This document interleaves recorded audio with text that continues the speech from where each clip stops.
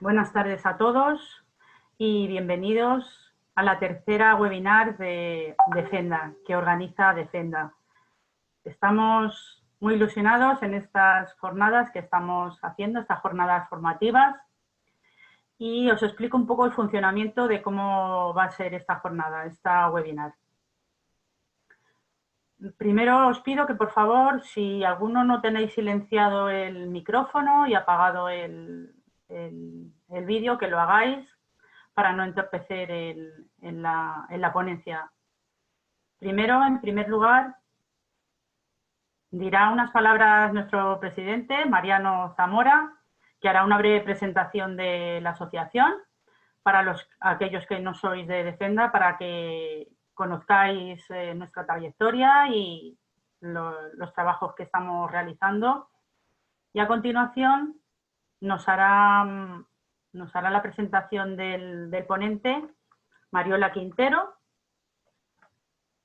que nos hablará de nuestro ponente, que es Manuel Felipe Garoña Torresano, abogado y experto en Derecho Extranjería, y el que nos va a dar la ponencia hoy, al cual le quiero agradecer personalmente que se haya ofrecido hacer esta ponencia.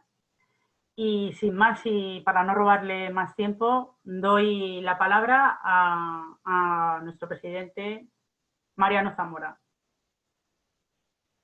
Mariano, cuando quieras. Buenas tardes, creo que ya me escucháis. Ante todo, muchas gracias a todos, muchas gracias a Felipe, muchas gracias a Amparo, que es la que lo está organizando todo. Gracias a todos por estar aquí con nosotros en estos ciclos formativos que hemos empezado desde Defenda, con los cuales estamos muy ilusionados y además muy satisfechos por la buena acogida que está teniendo, porque tenemos mucha gente que participa en estos webinars. Supongo que son por la calidad de los ponentes, porque son todos geniales y brillantes. Y para los que no conozcáis Defenda, Defenda es una asociación de abogados que precisamente para defender el derecho de los abogados. Eso es lo que significa Defenda. Asociación Defensa de los Derechos de la Abogacía. Y bueno, queremos, o nos gustaría que todos fuerais partícipes de nosotros y fuerais asociados, pero si no, de todas formas, nos podéis ver en nuestra página web, en los grupos de Facebook y en la página de Facebook. Realmente nos formamos como una asociación a raíz de esta cuarentena, de esta pandemia, por esa frustración que habíamos tenido muchísimos compañeros por las diferentes vicisitudes que estamos pasando, ¿no? Y sobre todo con el tema de la mutualidad, el tema del RETA, los autónomos, pero también por esa merma de calidad en la justicia que tuvimos cuando nos cortaron el Exnet, ahora el cómo vamos a asistir a juicios, cómo lo estamos haciendo, el tema de los funcionarios, el tema de agosto, que todos sabéis. Y bueno, estamos precisamente con la asociación luchando todo lo que nos dicen los compañeros. Estamos en toda España, somos bastante gente, y donde cada vez que algún compañero nos dice algo, pues bueno, intentamos echar un cable y defender esos derechos. En juzgado hemos hablado con todos los grupos políticos, con el ministro de Justicia, hemos recurrido varias cosas y bueno, poco más. Prefiero que nos veáis y que sigáis con nosotros, y muchísimas gracias a todos por venir. Pues ahora le voy a dar paso a Mariola para que nos haga la presentación del ponente.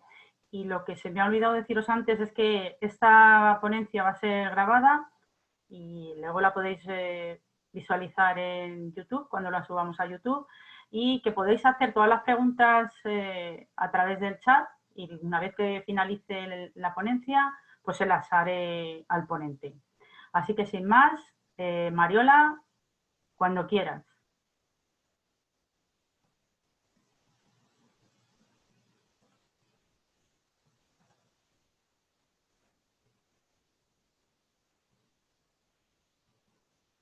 Mariola, no sé si nos está oyendo. Tenía el altavoz silenciado. Mariola, Hola. ahora sí se te Hola. ve. No te vemos, Mariola. Hola, buenas tardes. Buenas tardes a todos.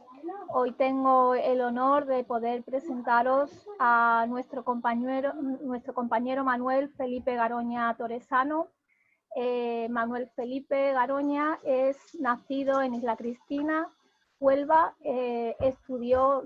Parte de sus estudios fue en su localidad natal de Isla Cristina, y posteriormente se trasladó a vivir a Sevilla, donde se licenció en la Universidad de Derecho en el año 1992. Posteriormente se estudió Derecho Internacional, siendo posgrado en los años 1994 y 1996. Cuenta con una amplia formación en Derecho de Extranjería y Derecho Internacional, habiendo sido doctorado en los años 1994-1996 y habiendo formado parte de la Academia de La Haya. Cuenta con numerosa experiencia docente. Concretamente es formador de formadores por la Diputación Provincial de Huelva en el año 96. Cuenta por ello con una experiencia amplia y docente. Concretamente ha sido director del curso práctico para la asistencia letrada de oficio en extranjería del Ilustre Colegio de Abogados de Huelva en el año 2014. También formó parte de la dirección del curso de verano hacia una nueva abogacía de la Universidad Internacional de Andalucía, La Rábida, año 2014. Participó también en el primer curso de integración para extranjeros, APES, Huelva 2011, y ha formado parte de numerosas ponencias, como en este caso las peculiaridades de la defensa de la persona extranjera en el ámbito penal y penitenciario del Ilustre Colegio de Abogados de Huelva en el año 2014. También participó en la ponencia del abogado en perspectiva personal y empresarial, Universidad Internacional de Andalucía, La Rábida, el año 2014, y en la ponencia de la defensa de la persona extranjera a la luz de la nueva ley y el nuevo reglamento, curso de formación especializada en donde se analizó las novedades normativas en el ámbito de la extranjería y la interculturalidad, programas Forinter de la Junta de Andalucía en Huelva del año 2011. Actualmente es abogado en ejercicio desde el año 1998. Su especialidad es el derecho de extranjería y el derecho migratorio, derecho internacional privado y derecho laboral, y además es socio fundador de CEO de Migro, Servicios Avanzados en Migración y Movilidad SL. Además de todo ello, ha sido coordinador de la Comisión de Extranjería y Derecho Internacional del Ilustre Colegio de Abogados de Huelva desde el año 2006 al 2015. Ha sido miembro de la Subcomisión de Extranjería del Consejo General de la Abogacía Española desde el año 2011 al 2015. Ha sido socio fundador de NATIC, Asociación Nacional de Abogados TIC, desde el año 2012. Es socio fundador también y presidente de la Asociación de Abogados del Turno de Oficio de Huelva, ATO, desde el año 2012 al 2015. Y es socio fundador de la Asociación de Abogados Extranjeristas de España desde el año 2014. En lo que a mí respecta, ese es su currículum. Si bien yo puedo hablar de Felipe, porque además de ser compañero, es un gran amigo mío, y desde el cariño y a pesar de que tenemos una relación bastante cercana, puedo decir que es hoy en día uno de los grandes extranjeristas que puede tener España. Es un experto conocedor de la materia y creo que la ponencia que va a impartir en esta webinar creo que va a ser bastante interesante y bastante dinámica, y creo que nos va a dar claves interesantes y fundamentales a la hora de atacar las perspectivas atacar cualquier tipo de resolución de problemas que nos podamos encontrar con ese derecho extranjerista y las soluciones que podamos afrontar. Por todo ello, y sin nada más que decir, y perdonadme porque me pongo muy nerviosa, es la primera vez para mí que hago una presentación de esta manera y a través de Zoom y sin poder ver la cara de las personas que están delante mía. le doy la palabra a mi compañero Manuel Felipe Garoña Torresano para que os hable de la problemática del derecho de extranjería, concretamente en la temática que trata hoy. Muchas gracias, Mariola. Bueno, la exageración de lo que ha dicho Mariola de mí está excusada por el cariño, que además es mutuo. Sí, efectivamente, Mariola y yo, además de compartir término o distrito judicial, somos buenos compañeros y somos amigos desde hace mucho tiempo. Y bueno, todo eso excusa lo exagerado de lo que ha contado. Pues yo ni más ni menos que soy pues un abogado, como supongo que todos los que estamos aquí hoy, bueno, que es un poco más especializado y con cierto rodaje ya en la defensa de las personas extranjeras y poco más. Y lo que voy a plantear aquí pues está hecho desde la práctica.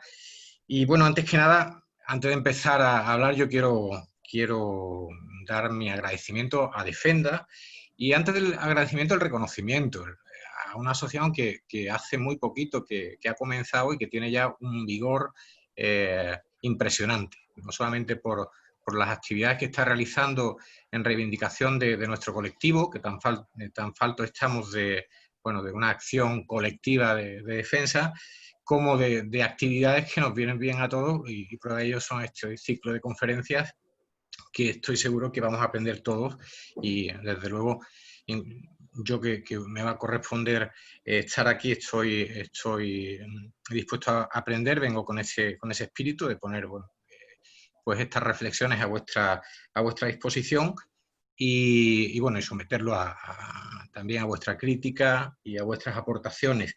El tema de también tengo que agradecer a Defenda el hecho de preocuparse por la extranjería. Creemos que es un derecho que necesita ocupar un sitio con mucha más personalidad del que se le está dando, es decir, que tenga espacios en el que podamos desarrollar ponencias, en el que podamos crear debates y que podamos ir entre todos extendiéndolo y haciéndolo que llegue a toda la abogacía y pues que tenga, como digo, el espacio que le corresponde. El tema de la propuesta y el tema de estas charlas en realidad ha sido propuesto por los propios asociados de Defenda, que vieron con interés que se pudiera hablar de la directiva de retorno y en el marco de los procedimientos de expulsión, por lo cual me parecía un buen momento para hacer una valoración de en qué situación estamos en relación a esta directiva y a lo que ha venido sucediendo en los últimos años con los procedimientos de expulsión. Y por eso voy a compartir pantalla, antes de nada, para que podáis ver la presentación y poder seguirme pues mejor. A ver, voy a compartir pantalla. Sí, aquí, vale. Voy a ir, un segundo. Vale. Bueno, como veis, el título por el que he apostado es las líneas de defensa contra las expulsiones tras la famosa sentencia Zaizún y analizar a raíz de este hito jurisprudencial, pues qué nos ofrece la directiva de retorno. Yo antes de empezar quería también hacer una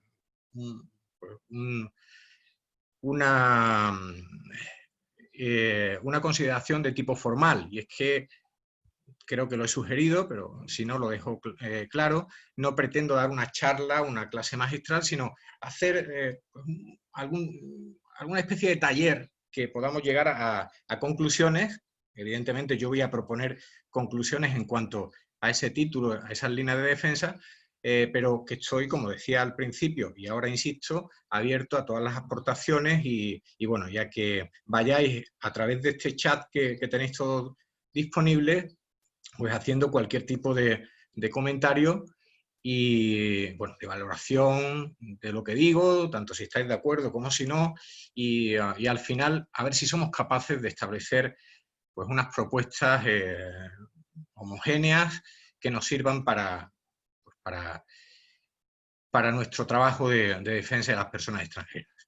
Lo primero que haría para centrar el tema es que cuando nos referimos a la sentencia Saizun y nos referimos a la directiva de retorno, estamos hablando de situaciones de estancia irregular de personas extranjeras. Es decir, lo que estaría en el marco del artículo 53.1a de la Ley Orgánica de Extranjería, y por tanto no vamos a hablar aquí de las expulsiones administrativas al amparo del artículo 57.2, ni tampoco, por supuesto, de las expulsiones judiciales al amparo del artículo 89 del Código Penal. Por tanto, nos centramos en supuestos de estancia irregular. Bien, ¿cuál era la situación antes de Saizun?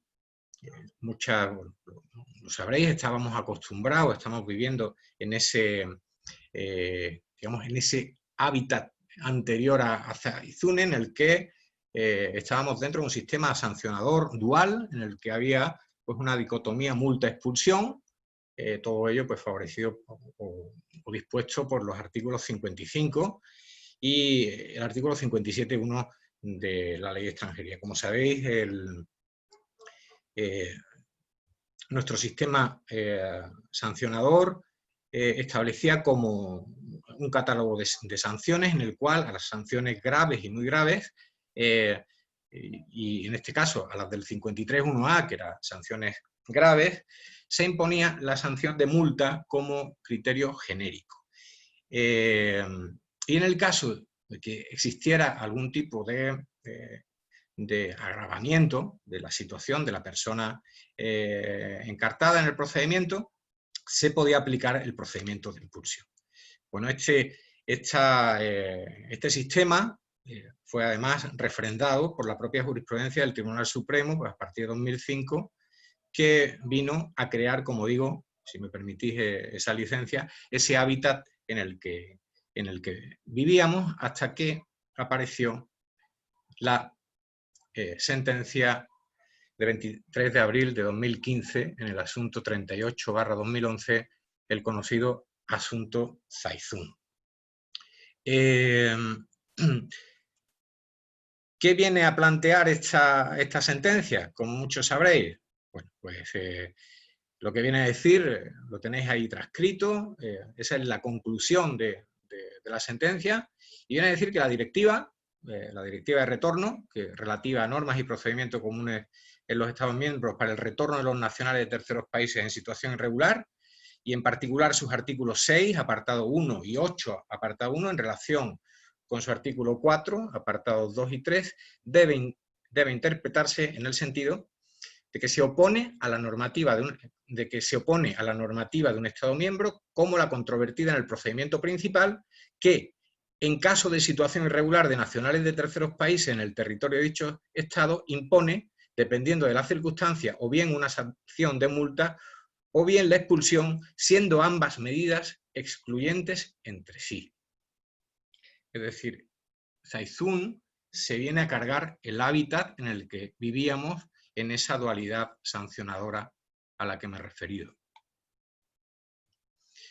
Bueno, esto inmediatamente, el momento después de Saizun, se viene a proyectar inmediatamente, como digo, en una práctica administrativa en la que, bueno, pues eliminando ese sistema dual de sanciones, se opta por parte de la Administración por una única sanción, que es la expulsión.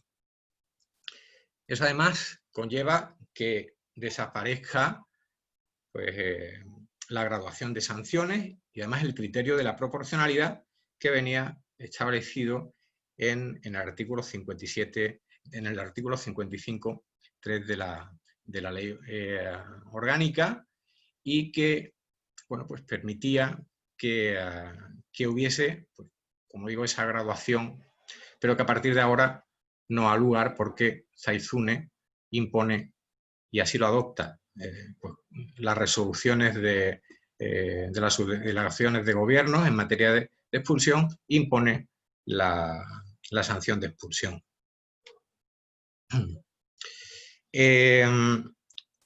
Bueno, además esta situación que establece Zaizune, pues, es refrendada poco tiempo después, es decir, al momento en el que ha lugar de admitir y de resolver un recurso de casación, pues el Tribunal Supremo. El Tribunal Supremo, a partir de sentencias como la que estáis viendo ahí, la 980/2018, de 12 de junio, refrenda esta situación, y frente a la invocación que se hace, que ahora hablaremos un poquito más, respecto a la inaplicación del efecto vertical inverso de las directivas, y además existiendo además normas internas sancionadoras más favorables para las personas extranjeras, el Tribunal Supremo entiende que el criterio de Zaizune tiene que imponerse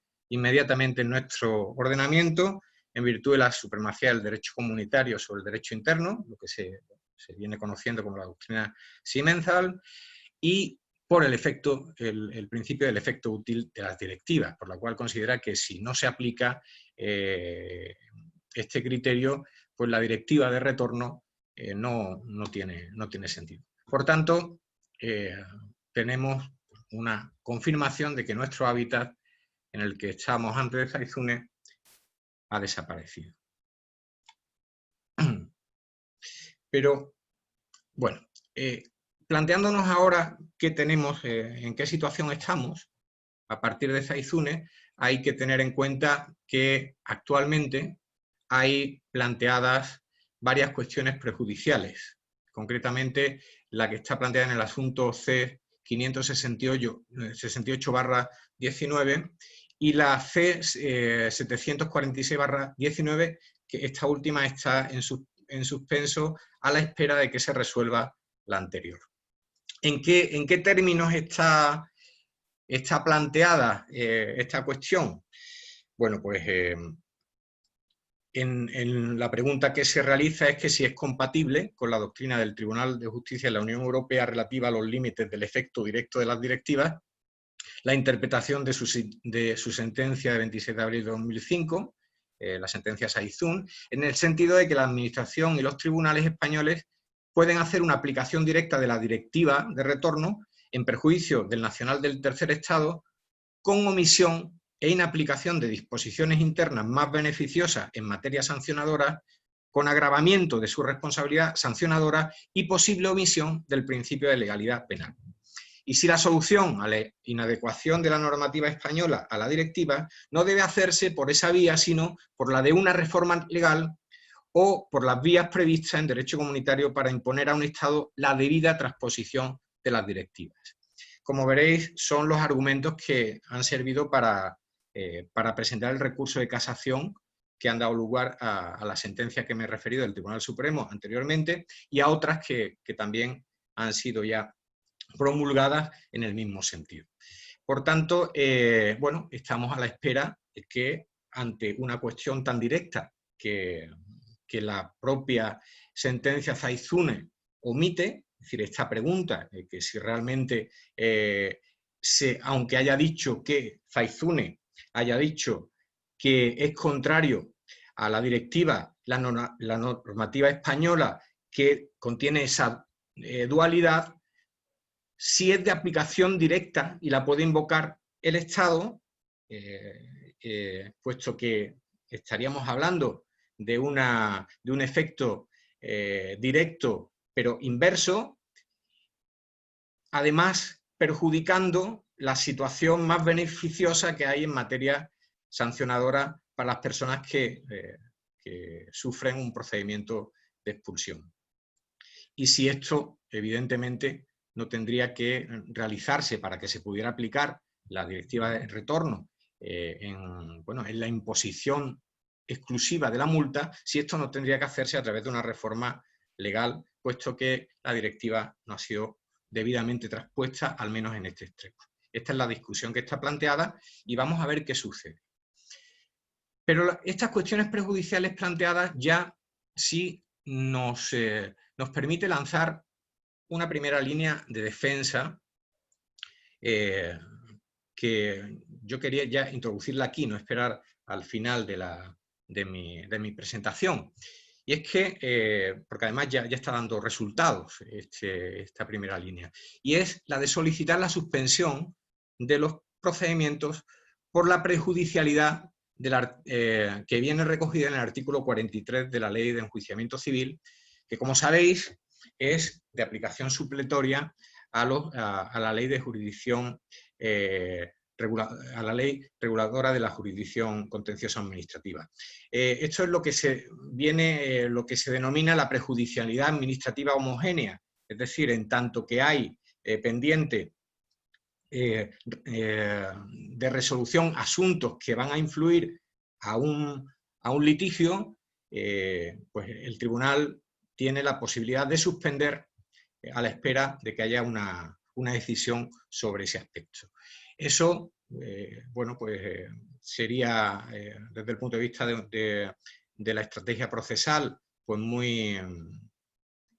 muy conveniente, y especialmente digo y subrayo en aquellos procedimientos de expulsión en los que además pudiéramos haber conseguido unas medidas cautelares de suspensión de la expulsión. Eso es obvio que nos haría ganar tiempo. En cualquier caso, incluso en el caso de que no se hubiese conseguido esa medida cautelar de suspensión, también sería interesante porque va a permitir que ante juzgados o tribunales que podemos tener la sensación de que van a resolver negativamente a nuestras pretensiones, pues eso podría influir en caso que esos asuntos, esas cuestiones prejudiciales fueran resueltas en el sentido que hemos hablado anteriormente. Es decir, que se considerara que no fuera de aplicación directa la directiva de retorno en cuanto a la obligatoriedad de imponer exclusivamente la expulsión, porque no se puede invocar por parte del Estado una directiva que no ha sido debidamente traspuesta, y sobre todo cuando hay normas en su derecho interno que son más favorables a las personas.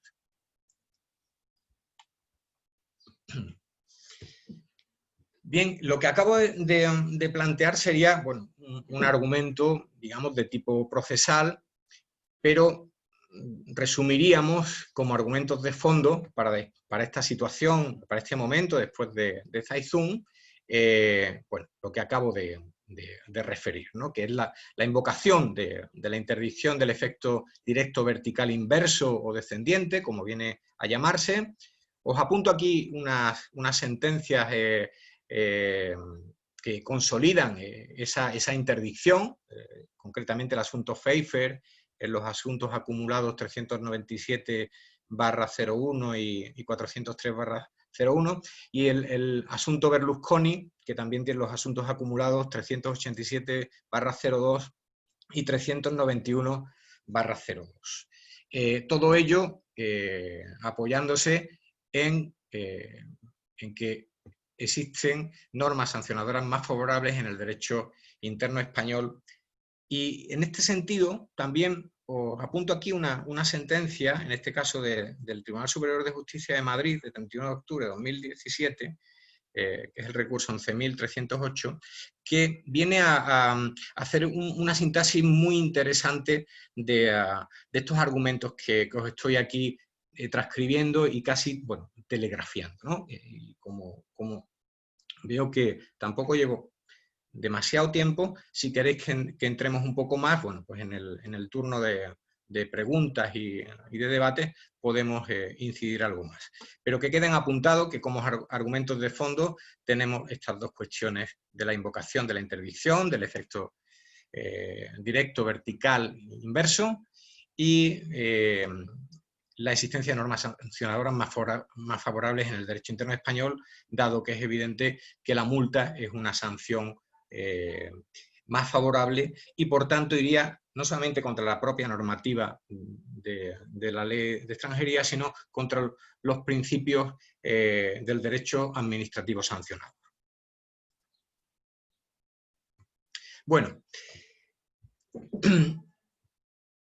hasta aquí he querido hacer una valoración de lo que ha supuesto la sentencia Zaizune, en ese antes y después, ¿no? En ese cambio de situación. Y ahora me gustaría, una vez que hemos hecho esta primera reflexión, entrar a valorar la directiva de retorno para intentar darle una perspectiva desde nuestro interés. Es decir, nosotros, supongo que todos los que estáis sentados ahí, vais a defender a personas extranjeras que están en el marco de un procedimiento de expulsión por mera estancia irregular, que es lo que estamos aquí tratando. Es decir, no sé si habrá jueces escuchando esta ponencia, no sé si, desde luego, espero que abogados del Estado no haya, y quiero decir con eso que voy a intentar hacer una interpretación de la directiva de retorno que nos sea favorable a esa acción de defensa que podemos ejercer. Es decir, si la directiva de retorno nos ha caído como una loza encima, y especialmente después de Zaizún, vamos a ver cómo podemos darle la vuelta como si fuera un calcetín y que fuera algo que pudiésemos invocar a nuestro interés, al interés de nuestro cliente, de nuestro defendido. Bien, lo primero que me gustaría que entendiéramos de la directiva de retorno son precisamente los límites a su aplicación. Límites que quizás en la situación, o en la realidad, o en las situaciones más comunes que nos podemos encontrar, pues posiblemente en algunos casos sea difícil de aplicar, pero tenemos que ser conscientes de esos límites de aplicación, a su aplicación, que bueno, en la directiva de retorno lo llama disposiciones más favorables, que está en el artículo 4, y bueno, y se refiere a la posibilidad de que existan acuerdos bilaterales o multilaterales que eximan de aplicación a los nacionales, pero a los nacionales de terceros estados de esta directiva de retorno. En segundo lugar, se refiere al acervo comunitario en el ámbito de la inmigración y del asilo. Y yo quería poner aquí, hacer una llamada al propio artículo primero, en el que habla, el propio artículo primero de la directiva de retorno, que habla de ya como un límite las obligaciones que tienen los estados en materia de protección de los refugiados y de derechos humanos. Es decir, las obligaciones de carácter internacional que obligan a los estados a proteger, a dar protección a los refugiados, y por tanto sería un límite en cuanto a invocar disposiciones más favorables a la hora de que esta directiva de retorno no condujera a esa decisión de retorno en torno a la cual gira toda la mecánica de esta norma, de esta directiva.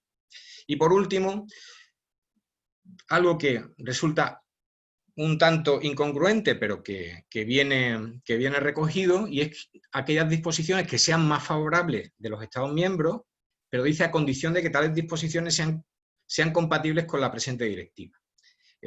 Aquí, si recordamos lo que dice Zaizún, pues bueno, aquí parece que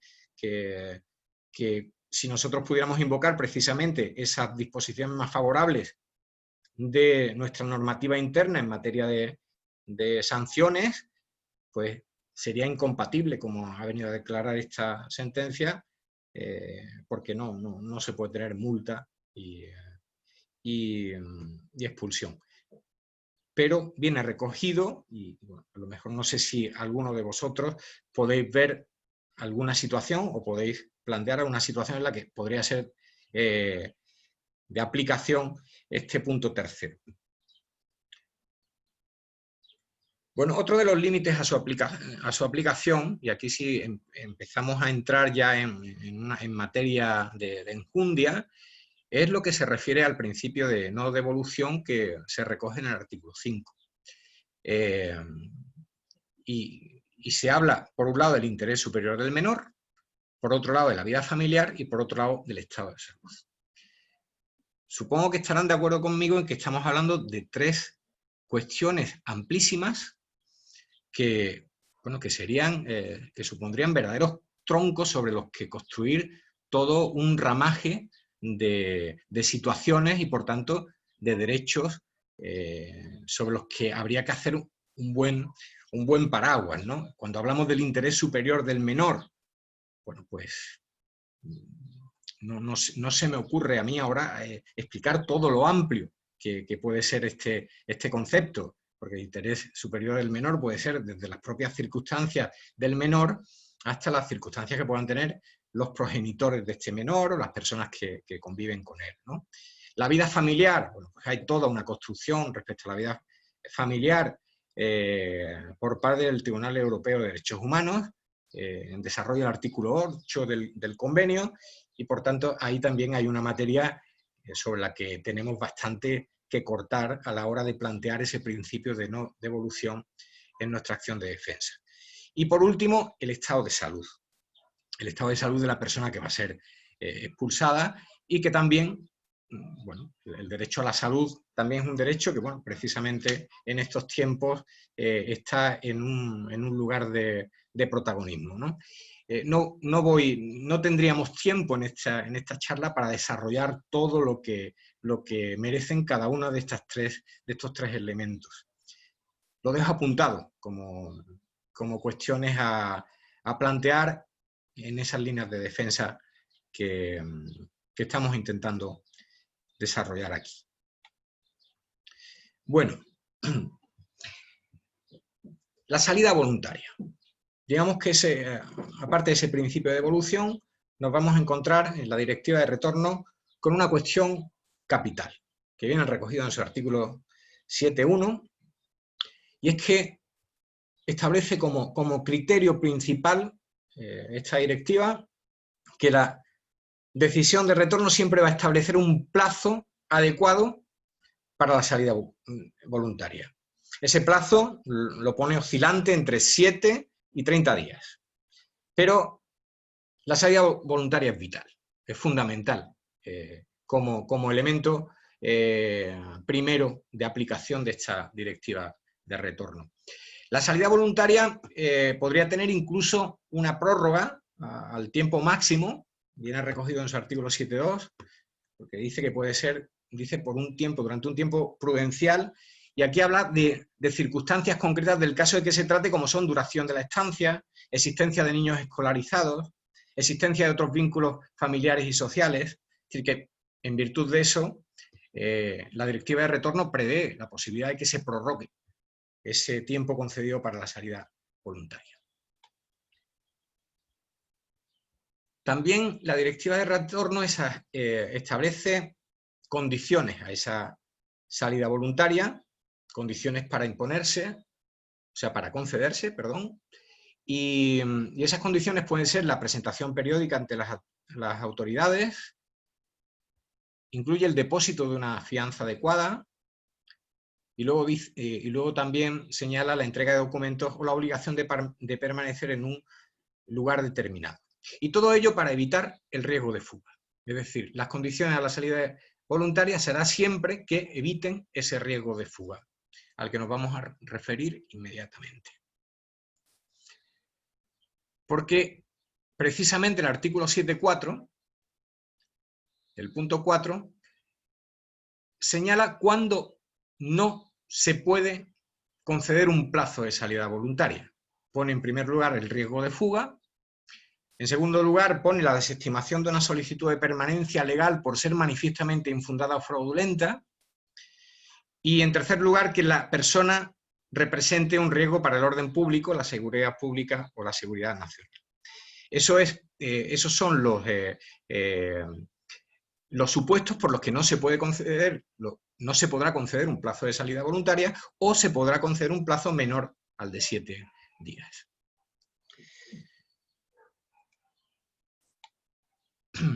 ¿Qué es el riesgo de fuga?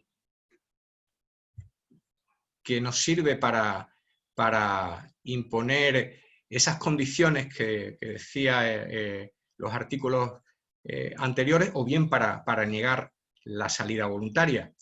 Bueno, pues el riesgo de fuga viene definido en el artículo 3.7 de la Directiva de Retorno. Y miren, dice que el riesgo de fuga es la existencia de motivos en un caso concreto que se basen en criterios objetivos definidos por ley y que hagan suponer que un nacional de un tercer país sujeto a procedimientos de retorno pueda fugarse. He subrayado criterios objetivos definidos por la ley. Eso lo dice la Directiva de Retorno, es decir, criterios objetivos definidos por la ley.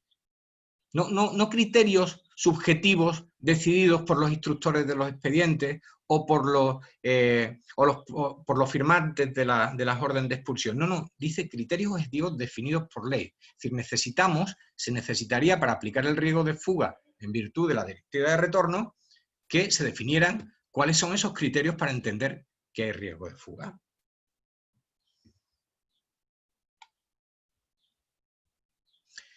Bueno,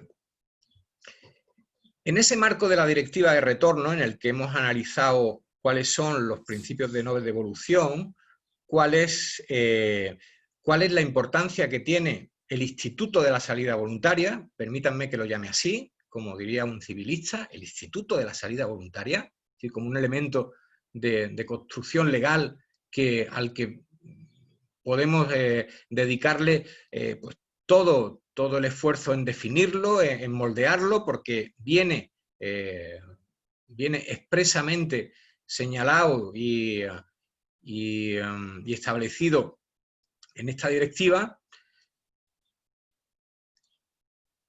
Y esta reflexión que hago me gustaría proyectarla ahora hacia el procedimiento de expulsión que conocemos y que viene regulado en nuestro ordenamiento interno, concretamente en la ley orgánica que todos conocemos.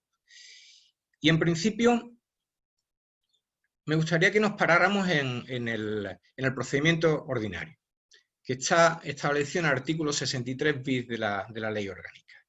Mire, me vais a permitir que lo lea, lo tenéis aquí. Dice, cuando se tramite la expulsión para supuestos distintos a los previstos en el artículo 63, el procedimiento a seguir será el ordinario. Y dice, la resolución en que se adopte la expulsión tramitada mediante el procedimiento ordinario incluirá un plazo de cumplimiento voluntario para que el interesado abandone el territorio nacional. La duración de dicho plazo oscilará entre 7 y 30 días y comenzará a contar desde el momento de la notificación de la citada resolución. El plazo de cumplimiento voluntario de la orden de expulsión podrá prorrogarse durante un tiempo prudencial en atención a las circunstancias que concurran en cada caso concreto, como pueden ser la duración de la estancia, estar a cargo de niños escolarizados o la existencia de otros vínculos familiares y sociales. Esto suena con lo que acabamos de leer, ¿verdad? Porque en realidad no es más que la introducción que se hace con la modificación a partir de la ley 2/2009, que viene a ser en realidad una transposición de la directiva 2008/115/CE, de la Directiva de Retorno. Por tanto, podemos ver que una buena parte de esta directiva está reflejada en nuestro ordenamiento con la introducción de un procedimiento ordinario, un nuevo procedimiento frente al procedimiento preferente, que lo vamos a recordar. El procedimiento preferente es el que se aplica cuando, bueno, siempre estamos hablando aquí, evidentemente, de las circunstancias de permanencia ilegal, de mera permanencia ilegal, lo hemos enmarcado al principio de la charla, y el procedimiento preferente se puede se podrá adoptar cuando haya un riesgo de incomparecencia, cuando el extranjero evitara o dificultase la expulsión, y dice sin perjuicio de las actuaciones en ejercicio de sus derechos. Evidentemente, si pone recursos y presenta alegaciones, pues no se puede entender que esto sea evitar o dificultar la expulsión, ahí no vale, y que el extranjero representase un riesgo para el orden público, la seguridad pública o la seguridad nacional. Bueno, además de la extensión de los plazos que tiene el procedimiento ordinario frente al preferente, como sabréis, el procedimiento preferente tiene un trámite de 48 horas para presentar alegaciones y se puede ejecutar inmediatamente la expulsión. Frente a ello, el procedimiento ordinario va a dar la posibilidad de una salida voluntaria, dando un tiempo mucho mayor, un tiempo de 15 días para presentar alegaciones, concederá nuevamente un trámite de audiencia. Por tanto, estamos hablando de dos escenarios completamente distintos. Además, en el procedimiento ordinario no se admite en tanto que se está tramitando, no se admite el internamiento, y en el caso del preferente se admite el internamiento y además no cabrá la concesión del periodo de salida voluntaria. Por tanto, estamos hablando de dos situaciones completamente distintas. Si nos referimos a la directiva en la que nos hemos venido apoyando, pues entenderíamos que un procedimiento de expulsión tramitado por el procedimiento preferente, cuando no hay un riesgo de fuga, ni ninguna de las circunstancias que se han planteado pues en su artículo 7.4, pues sería absolutamente improcedente.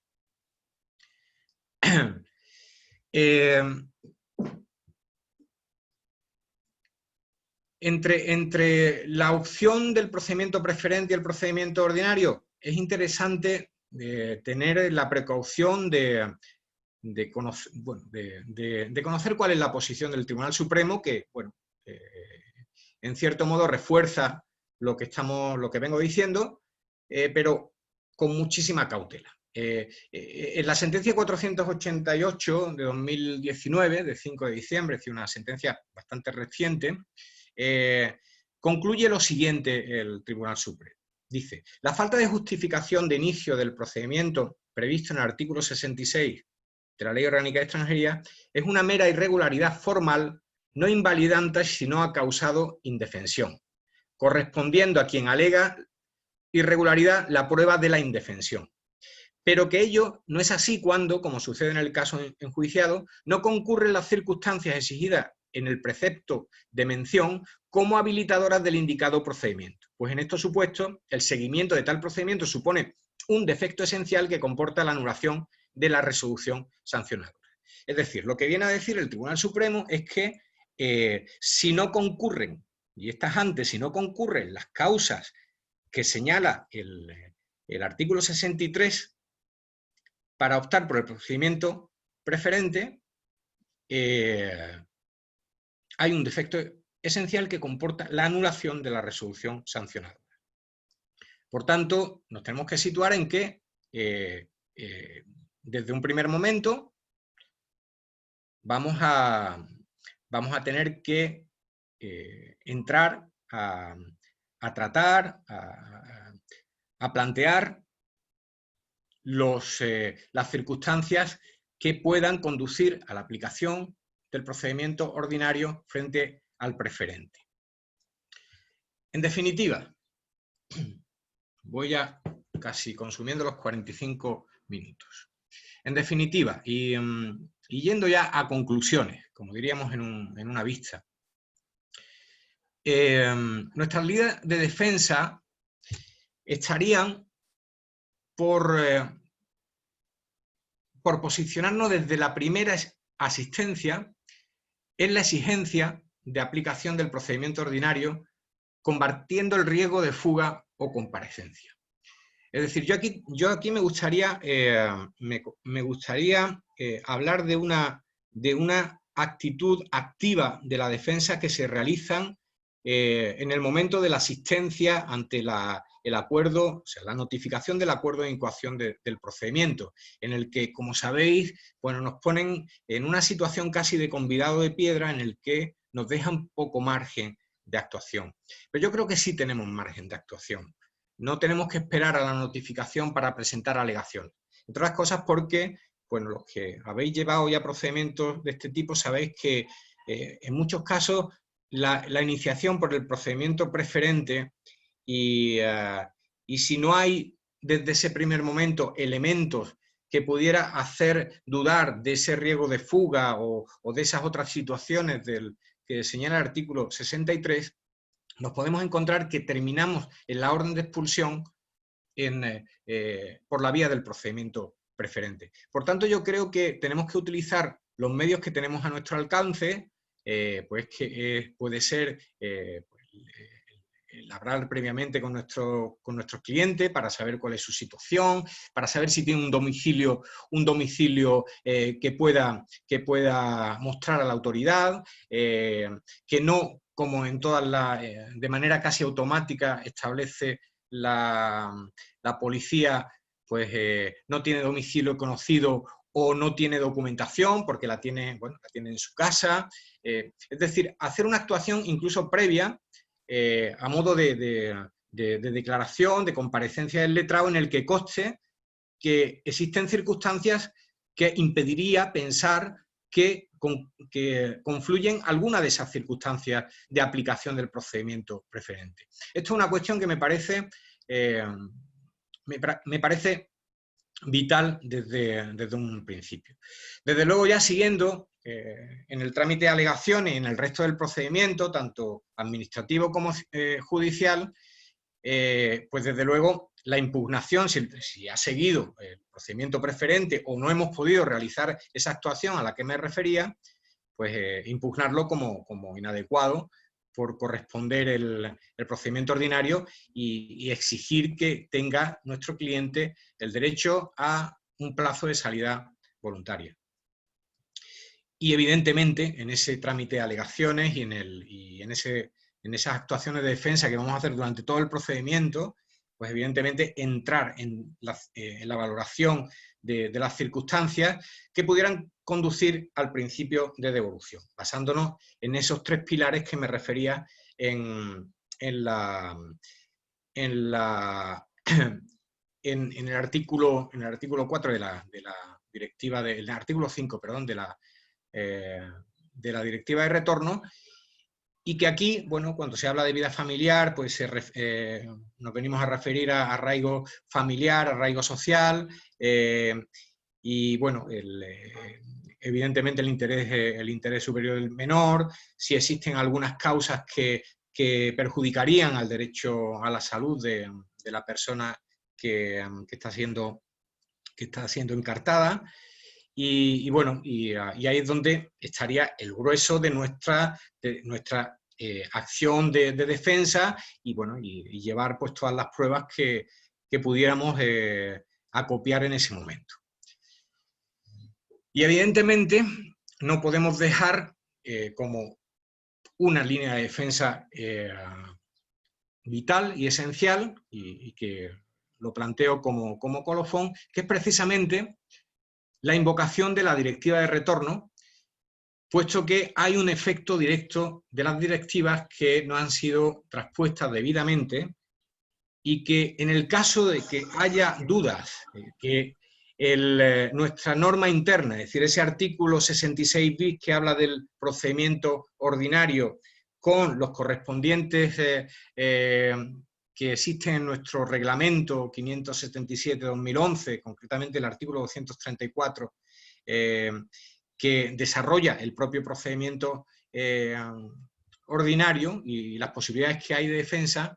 Bueno, pues en todo lo que no quedara claro en cuanto a que lo tenemos incorporado, tenemos que invocar la aplicación directa de esta directiva, y especialmente en las cuestiones de fondo que acabo de señalar. Como sabéis, el efecto directo de la directiva pues corresponde, el efecto directo es parte del derecho europeo y que, por tanto, de esa manera estaríamos dándole esa vuelta al calcetín que decía hace un momento. Es decir, si la directiva de retorno nos ha caído como una loza en el sentido de que necesariamente hay que imponer la expulsión, bueno, la directiva de retorno tiene elementos como son especialmente esa salida voluntaria y esos supuestos de no devolución que deben ser exigidos y que deben ser invocados en cualquier momento, tanto en nuestra defensa durante el procedimiento administrativo como ya en la vía contencioso-administrativa. Yo con esto termino mi exposición. No sé si me he pasado de tiempo, si me queda tiempo. Creo que más o menos estaba en esos 45 minutos aproximados que me habíais sugerido. Y bueno, daros las gracias y quedo a vuestra disposición para lo que me queráis decir. Muchísimas gracias por tu intervención. La verdad es que a mí particularmente me ha parecido muy interesante. Y sí que tenemos algunas preguntas que paso a hacértelas.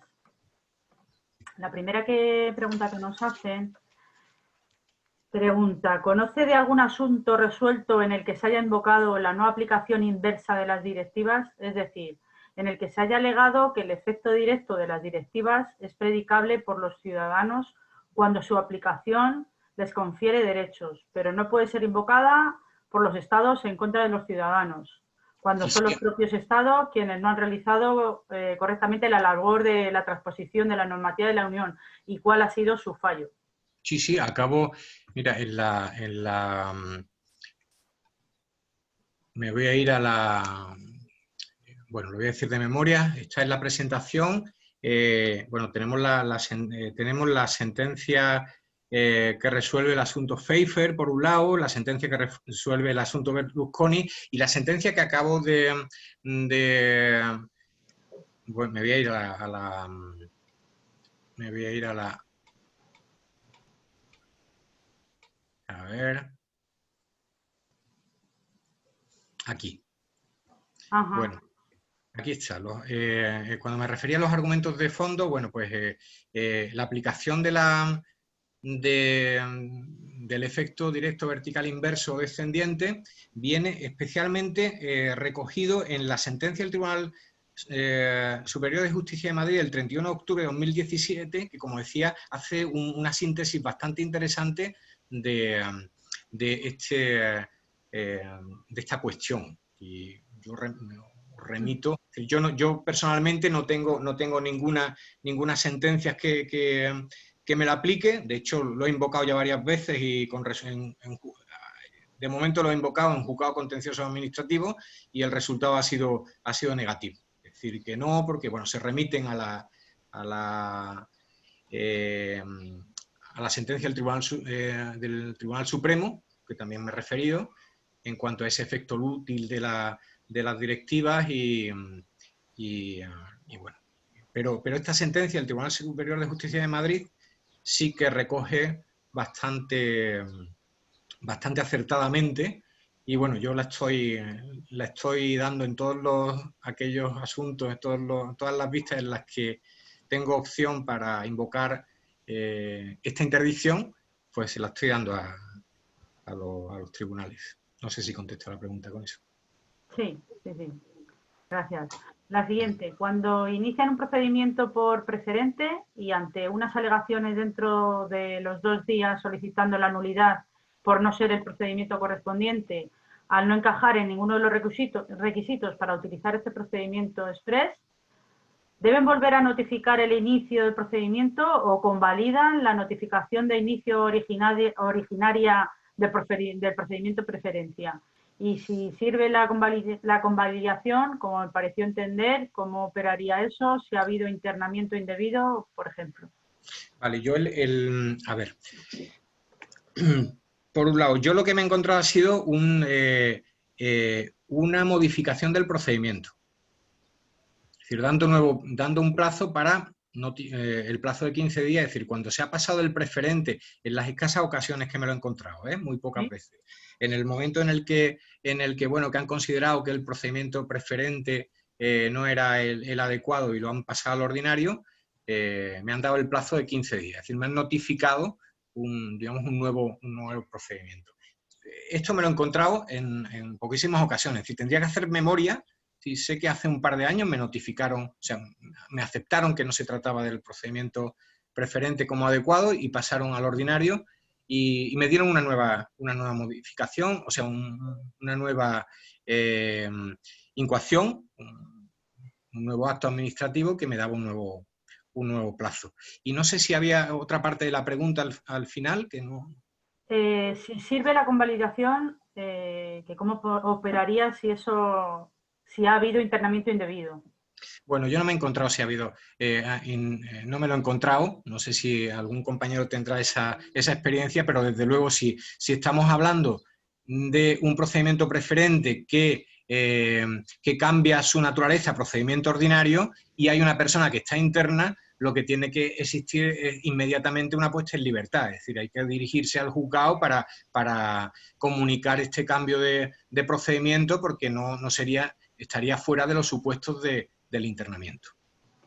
Sí, yo te quiero preguntar si tú te has encontrado, yo no sé ahí en Huelva, pero aquí en Madrid, yo la inmensa mayoría de los procedimientos que he asistido, sobre todo en el turno de oficio cuando estaba en extranjería, me los han hecho absolutamente todos por la vía preferente. Yo creo que no habré tenido uno o dos de ordinario. Entonces, no sé ahí en Huelva si también iba así, si te lo han admitido cuando has hecho este tipo de alegaciones para que te lo transformen a ordinario, porque, por ejemplo, el tema del riesgo de fuga, no sé, yo te he entendido que claro, que tiene que estar muy especificado por la ley, entonces ahí entenderías que habría un concepto jurídico indeterminado respecto de la definición de qué se puede entender por riesgo de fuga. Sí, bueno, yo lo que he querido poner sobre aviso es que la regulación que hace la Directiva de Retorno es que el concepto de riesgo de fuga no es algo que se pueda dejar a los criterios subjetivos que tengan los instructores, que tenga la administración, sino que esto debe ser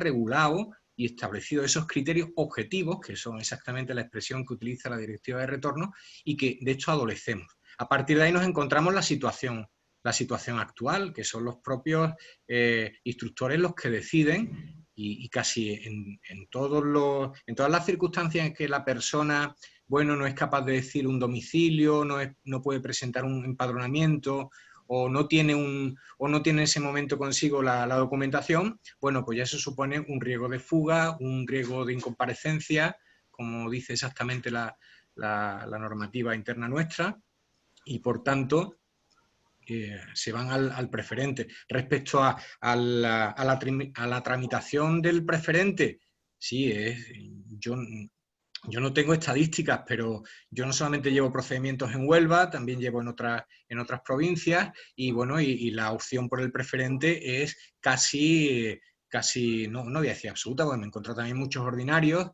y bueno, yo lo que estoy proponiendo realmente es que cambiemos nuestra posición y que, por decirlo de alguna manera, que si me permitís la expresión, que pataleemos desde el inicio mucho más con esa cuestión que podría parecer menor o secundaria y no lo es, porque conlleva toda una cantidad de derechos que van... Por poner un ejemplo del último asunto que he tenido, yo me he encontrado el último asunto que he tenido ha sido una mujer marroquí que se ha casado con un residente de larga duración aquí en España. Bueno, pues a ella le han abierto un procedimiento de expulsión, le han puesto la orden de expulsión, ha ido por el preferente, por tanto tiene su prohibición de entrada.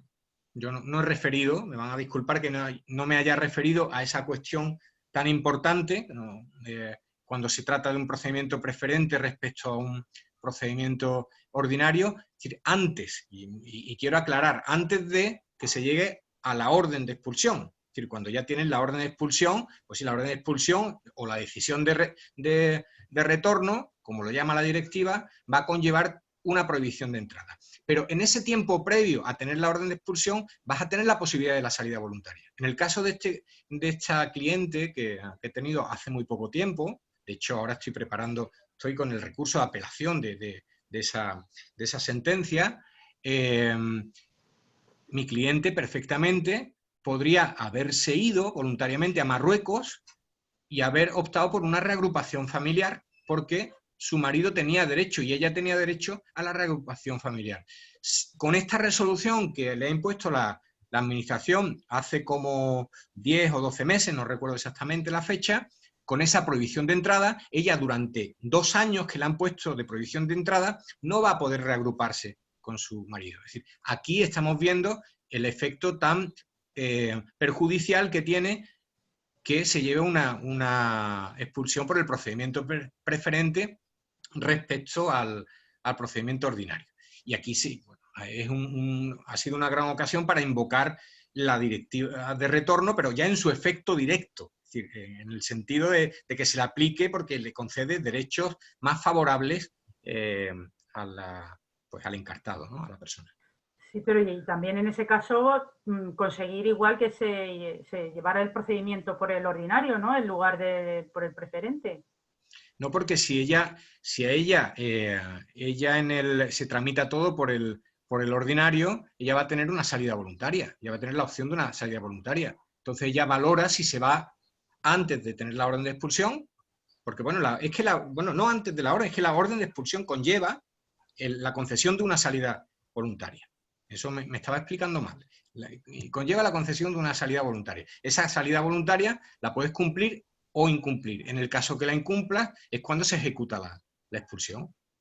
En ese caso sí sería posible, por un procedimiento ordinario, con una orden de expulsión incumplida, o sea, con una no orden de expulsión, sino con una salida voluntaria incumplida, sí sería posible el que se internara a la persona. Ese es un supuesto que está permitido y bueno, vendría de un procedimiento ordinario.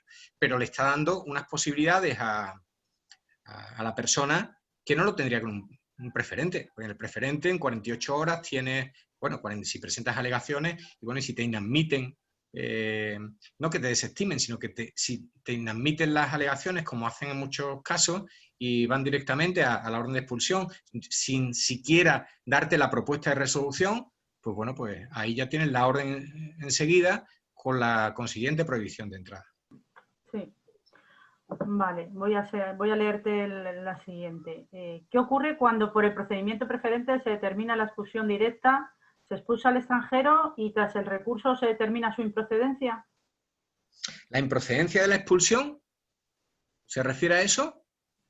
¿Qué ocurre cuando sí, por el ¿no? procedimiento? Sí, supongo que sí. Mariola, tú que le has hecho... ¿Te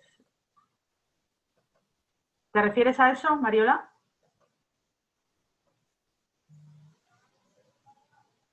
¿Qué ocurre cuando el procedimiento preferente se determina la expulsión directa, se expulsa al extranjero y tras el recurso se determina su improcedencia? La improcedencia es la expulsión, o sea, se anula la expulsión, ¿se refiere a eso? Sí. Bueno, la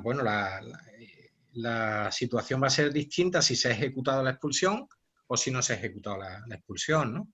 Si se ha ejecutado la expulsión, el extranjero está en su país y habrá que instar que le permitan entrar, ¿no? Entonces te vas a encontrar supuestos en los que van a permitir la entrada, es decir, van a obligar a la administración a traer nuevamente al extranjero, o se puede encontrar que decretan que la expulsión es nula y eliminan la prohibición de entrada y el extranjero pues podrá venir por sus propios medios, pero si es de un país que requiera visado, necesitará el visado. Yo conozco circunstancias o casos distintos, ¿no? Eso en cuanto al extranjero que está en su país, que ha sido efectivamente expulsado. Si no ha sido expulsado y está en España, pues sencillamente se anula la expulsión y bueno, la situación del extranjero seguirá siendo la que le corresponda, sin perjuicio este procedimiento sancionador. Es decir, si tiene un permiso, disfrutaba de un permiso de residencia que se le ha extinguido a raíz de la expulsión, no estamos hablando de un supuesto de permanencia ilegal, irregular, estaríamos hablando de algún extranjero que ha tenido una expulsión y por tanto se le ha extinguido la autorización de residencia, pues al anularse la expulsión, pues la extinción quedaría también anulada y por tanto disfrutaría de su situación anterior a esa orden de expulsión. Otra pregunta que nos hacen es, cuando en lugar de notificar en vía administrativa al representante procesal, al abogado del turno de oficio, se notifica personalmente al sancionado y éste no comunica a su letrado la resolución. ¿Cabría la nulidad de actuaciones? Bueno, yo creo que no, yo creo que no. Sé que hay casuística, pero ahí sí tengo que poner un poco mi ignorancia sobre otra casuística distinta a la que yo he podido conocer. A ver, si hay una notificación a la persona interesada, yo lo que me he encontrado ha sido que ese acto administrativo produce todos los efectos. Aunque el abogado en ese caso haya dado, por ejemplo, su domicilio a efecto de notificaciones, por ejemplo, cuando le atiende en comisaría. A ver, me estás poniendo el supuesto de que no se le notifica al abogado, pero sí se le notifica a la persona interesada. Sí. Claro, sí. No se le está notificando al representante, pero se le está notificando al interesado. Entonces, en este caso, yo creo que el acto administrativo es válido y produce sus efectos. Otra cosa es que en eso sí hay casuística que ha llevado a la anulación, a la nulidad de la orden de expulsión, es que que no se haya notificado al abogado que estaba debidamente personado en el procedimiento, que representaba al administrado, se ha publicado en boletín o se ha notificado indebidamente a otra persona y en ese caso sí se ha podido anular. Pero yo creo que y lo digo sin perjuicio de que alguien con más conocimiento de causa que yo, pero en el caso en el que se notifique al interesado, al encartado, es decir, a la persona que se va a expulsar, el acto queda validado. O sea que no habría obligación de notificar a los dos, tanto al letrado que está debidamente personado en el procedimiento y al interesado. ¿No habría entonces esa doble obligación de notificar a los dos? No, doble obligación yo no la conozco. No sé si, la casuística es tan variada y la práctica administrativa de un lugar a otro también difiere, pues no puedo afirmar que no sea así, ¿eh? Es decir, que no tomen lo que estoy diciendo como que es algo absoluto. Yo desde luego no conozco y yo sí he tenido personas que le han notificado la orden de expulsión, aún estando yo como abogado, porque he presentado alegaciones, ¿sí? Esa orden de expulsión no la he podido anular. No lo he podido anular por esa causa. Es cierto que si se anuló por otra, porque correspondía al hábitat anterior a Cizún, en el que se podía imponer la multa y recuerdo un asunto de una persona que, si mal no recuerdo, era ecuatoriana, que residía en Ayamonte, que se le cambió al final por multa, estoy hablando de, no sé si a principios de esta década, 2010, 2011, y que, yo alegué como uno de los elementos el que se le había notificado a ella por parte del grupo de la policía de Ayamonte, el grupo de extranjería de Ayamonte, y no me lo habían notificado a mí en mi domicilio como era habitual y como solía hacer. Ese tema esa alegación no me la atendió el juzgado, pero afortunadamente sí me atendió por la ausencia de otras circunstancias que conllevaron la imposición de una multa en lugar de la expulsión. Sí, aplicando la proporcionalidad, ¿no? Entiendo. Que ahora no lo aplican después de... Saizún se lo ha cargado. Se lo ha cargado.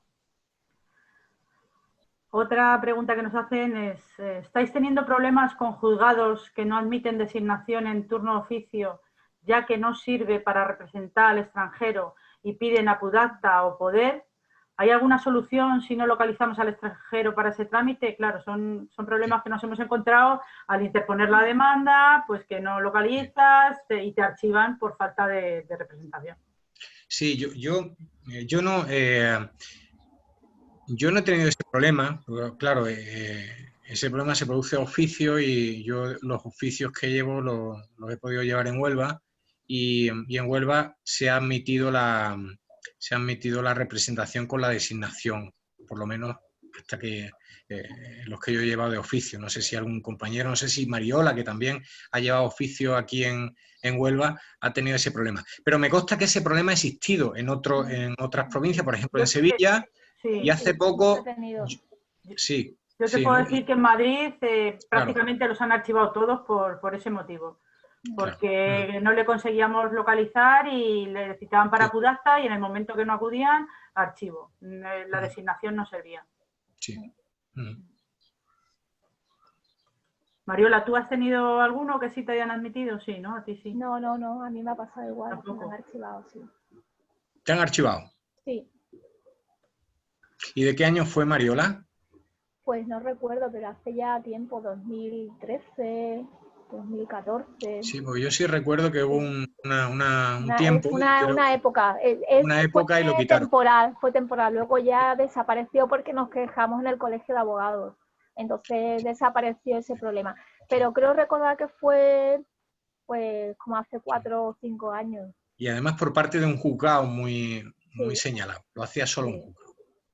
Es más, yo puedo decir además que concretamente la he estado viendo hoy la sentencia de un recurso que yo llevé y no solo me lo denegaron y me lo inadmitieron, sino que me impusieron a mí las costas.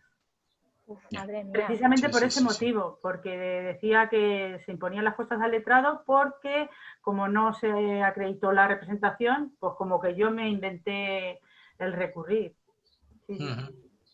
Sí. Comenta Raquel Santos que eso dice, en Málaga ocurrió eso hace unos años atrás y no te admitían el recurso y ahora ya admite las designaciones del turno de oficio. Lo que está diciendo Mariola. Otra pregunta que nos hacen es, ¿y si se notifica al letrado y no personalmente han sancionado, es válido? Sí, lo están, sí. Sí, ¿no? Es lo que estábamos hablando. Sí. Otra pregunta. En el procedimiento ordinario y tras la notificación del periodo de abandono voluntario, ¿aconsejas ese cumplimiento o arriesgas a permanecer en territorio español a expensas de resolución definitiva del ordinario? Según las circunstancias del extranjero. Claro. Según las circunstancias. Y hay tanta casuística que no sabría decir ahora. A un extranjero que le queda un poco, que no tiene, digamos, nada de, bueno, no tiene arraigo ninguno, pero le quedan varios meses para tener los 3 años y la posibilidad de acceder a un arraigo social, pues quédate. Si es un extranjero que, bueno, lleva pocos meses y puede tener, pues, por ejemplo, esta cliente que he puesto el ejemplo, ¿no? Pues yo le aconsejaba y les iba aconsejando en el momento en que no tengan la prohibición de entrada, pues claro, la orden de expulsión está ahí vigente. En el momento que no tengas la prohibición de entrada, pues mira, vete a tu país, te sacas los documentos que necesitas. Bueno, te sacan, no, lo presenta su marido aquí, pues una reagrupación familiar, ¿no? Y su marido pues tiene aquí más de 5 años y además medios económicos, tienen vivienda, es decir, tiene todo para presentarla, para conseguir la reagrupación familiar. En este caso, mira, y además a Marruecos, ahí cerca, estamos hablando de un procedimiento evidentemente antes de la pandemia, por tanto no había problemas de fronteras como ahora, y en ese caso pues yo le sugería que se fuera en el momento en que estuviese, o bien que le hubieran puesto una salida voluntaria, que nunca se la han puesto, o en el caso que le anulen la orden de expulsión. Sí, claro, que dependerá del caso concreto. Bueno, pues me parece que por aquí, por el chat, ya no tenemos ninguna pregunta más. Y yo tan solo agradecerte, de verdad, sobre todo tu puesta en escena al principio y las preguntas que han sido muy interesantes y en la que hemos aprendido todos todo es mucho, Felipe. Así que te agradecemos enormemente tu presencia. Muchas gracias a vosotros y muchas gracias a todos los que habéis participado. Estoy viendo, aunque no veo a todos los participantes, pero estoy viendo caras conocidas de mi asociación. Estoy viendo a Ana Pinto, de Elche, estoy viendo a Juana María Malca, de Madrid, y no sé si estoy viendo a un compañero de Isla Cristina, me parece, Francisco Martín Carrasco, sí. Sí, acaba de poner muy interesante la charla, o sea, Sí, te sí, traslado sí. también... Y no sé que... si alguno se me va de... Sí. Y nada, y muchísimas gracias por vuestra paciencia y bueno, por la invitación. Es un placer. Muchas gracias, Felipe. Lo que te quería preguntar, que nos han hecho alguna pregunta algún compañero, que si nos podías pasar la ponencia para enviárselo. La presentación, sí, por supuesto, faltaría más. Eso es. Claro que sí. Sí, porque como has dado nombres de sentencias y fechas Sí, y tal, sí, sí. para tenerlas. Pues Perfecto. muy agradecida, de verdad, por tu presencia y nos ha encantado tu ponencia. Muchísimas gracias. Muchísimas Muchas gracias. gracias Hasta a pronto. todos y a ti. Adiós. Adiós. Venga, hasta la próxima. Hasta la próxima. Gracias.